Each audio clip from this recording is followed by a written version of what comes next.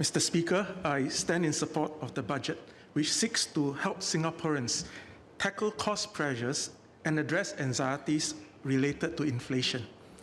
So I was happy to read that real income increased in 2024, following a decline in 2023.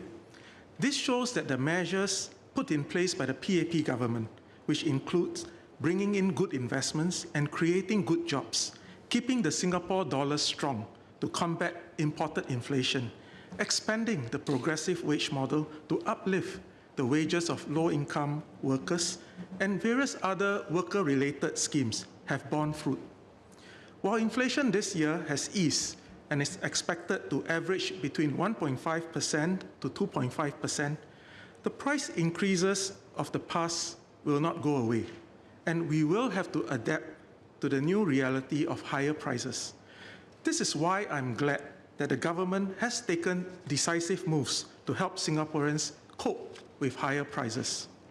In my speech today, I wish to highlight how we must improve consumer protection so that consumers can reap the full intended benefits from the various support measures provided by the government.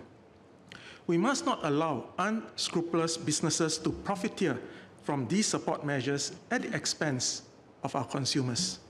I will also highlight how we can do more to uplift the wages of our lower income brothers and sisters so that they do not get left behind as Singapore progresses.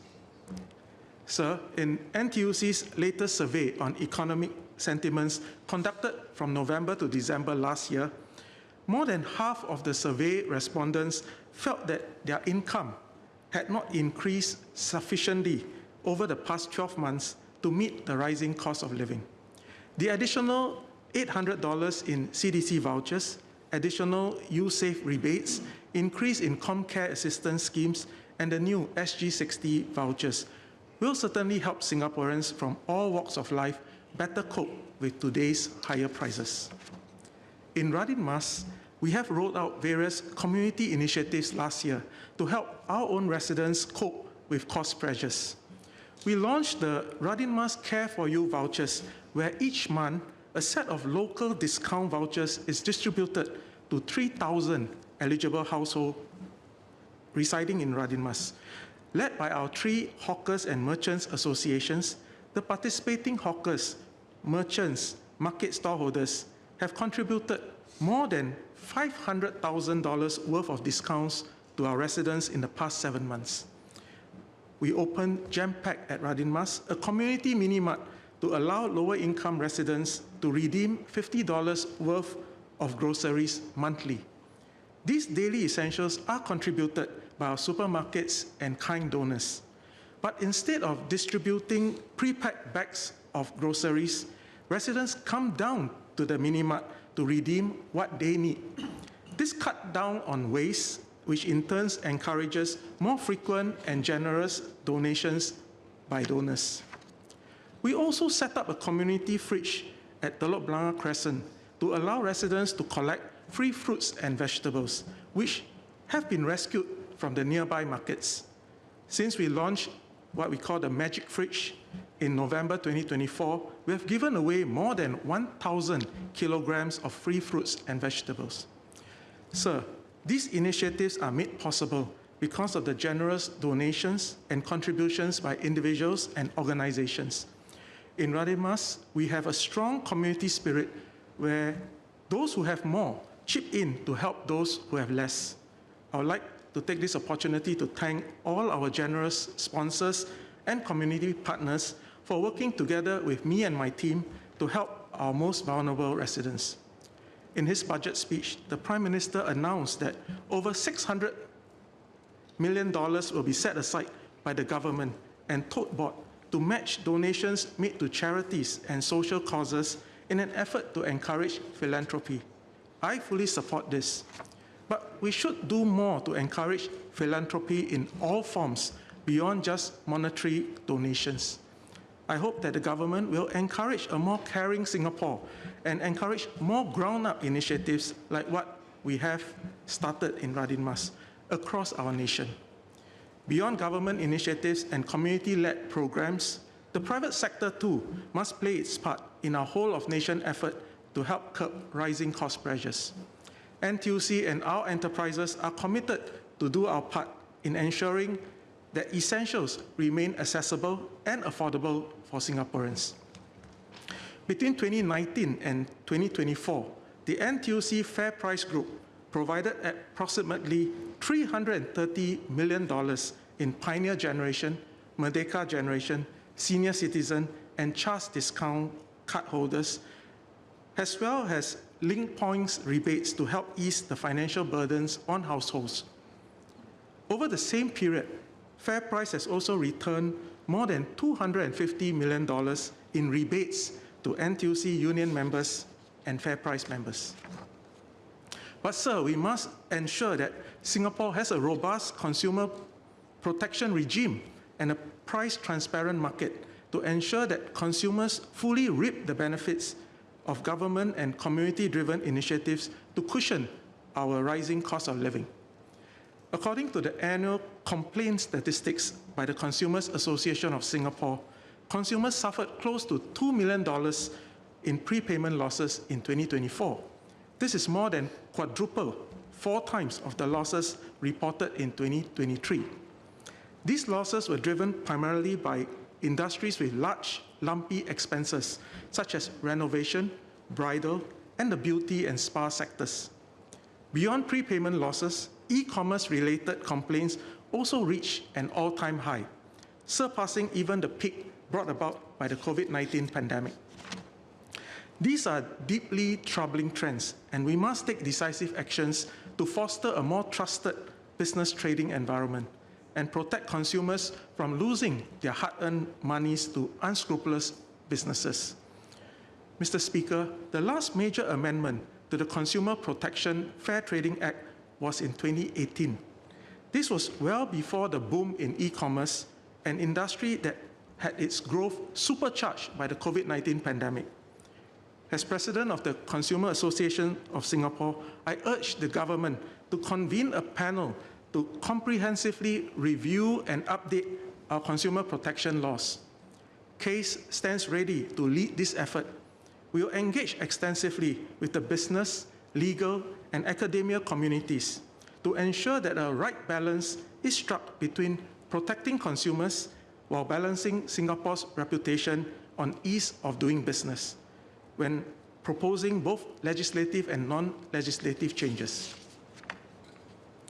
So we must also improve price transparency in the marketplace. Over the past few years, I've advocated for the nationwide implementation of unit pricing in Singapore. I first raised this issue in this House in 2022, speaking about the need to use unit pricing to combat shrinkflation, a phenomenon where retailers keep the price of a good unchanged, but shrink its volume or shrink its quantity. Unit pricing helps consumers see through pricing gimmicks quickly and easily. Several countries have long implemented unit pricing, such as the United Kingdom, Australia, and New Zealand. Locally, the Price Kaki app launched by CASE has already implemented unit pricing in 2023. We now have unit pricing on the app for over 6,000 items, including groceries and household items. Since its implementation, we have received much positive feedback on the usefulness of the unit pricing feature. And I'm of the view that the time is now right for unit pricing to go beyond the Price Kaki app. I urge the government to mandate the display of unit pricing in all major online and physical retail stores. As a start, we could adopt the same parameters as our disposable carrier bag charge, where only larger players need to comply with the requirement. The implementation of unit pricing will help consumers combat shrinkflation and allow them to stretch their dollar when shopping for groceries and other essential items. So while inflation is important, the most sustainable way to help our workers cope with the cost of living is to ensure sustained real wage growth and better job opportunities. Mr. Lim Swee Say puts it best when he said that a job is the best welfare and full employment is the best protection for our workers. While I'm heartened that Singapore's Gini coefficient, which measures income inequality, fell to a record low in 2024, we must continue our efforts to uplift our lower wage workers. Last year, we celebrated the 10th anniversary milestone of our progressive wage model, a unique progressive wage model. From the very beginning, NTUC championed the idea of a wage ladder that would correspond to workers' skills, productivity, and job responsibilities. With the strong support of our tripartite partners, what started with the cleaning sector has now expanded into 9 sectors and occupations, covering more than 155,000 lower wage workers. More importantly, this has translated into actual wage increases. From 2017 to 2022, PWM workers in the cleaning, security, and landscape sectors saw a cumulative wage increase of 11%. This is higher than the median worker in the same period. Beyond just wage growth, workers are also leveraging PWM as a catalyst to actively advance their career and upgrade their skills, ensuring that they are well equipped for better job opportunities and higher paying job roles in the long run. I call on the government to continue its strong support for the PWM. Let us jointly uplift our low-wage workers by providing them with stable jobs that have a progressive wage ladder and good career prospects. NTUC will always stand alongside our lower wage workers, taking action to uplift their wages and work prospects to ensure that no worker is left behind. Mr. Speaker, Budget 2025 comes amid an extremely uncertain geopolitical environment. Tensions between big global powers are rising, and trade wars loom on the horizon. The use of tit-for-tat tariffs by major economies as a foreign policy tool will impact Singapore's open and trade-dependent economy. I'm heartened that Budget 2025 takes decisive steps in helping Singaporeans navigate through the uncertainty by investing in our workers and in providing a slew of cost-of-living support to all segments of Singapore.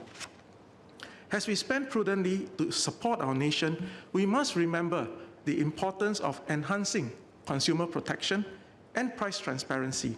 We must help consumers make informed purchasing decisions and not fall prey easily to unscrupulous businesses. NTUC cares for our lower wage workers and will always strive to improve their lives and their livelihoods. We must continue to review sectors where the introduction of PWM can result in better wages and better work prospects for our lower-income brothers and sisters. I will also continue to work with the government agencies and the industry stakeholders to improve our work environments, workplace safety, and health and mental health of all workers.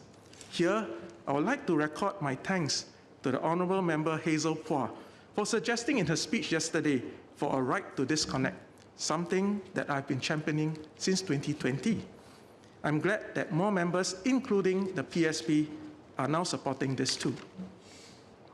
Sir, as we celebrate SG60, there is much that we can be proud of, but we must continue to do all we can to ensure that no one is left behind as our economy progresses.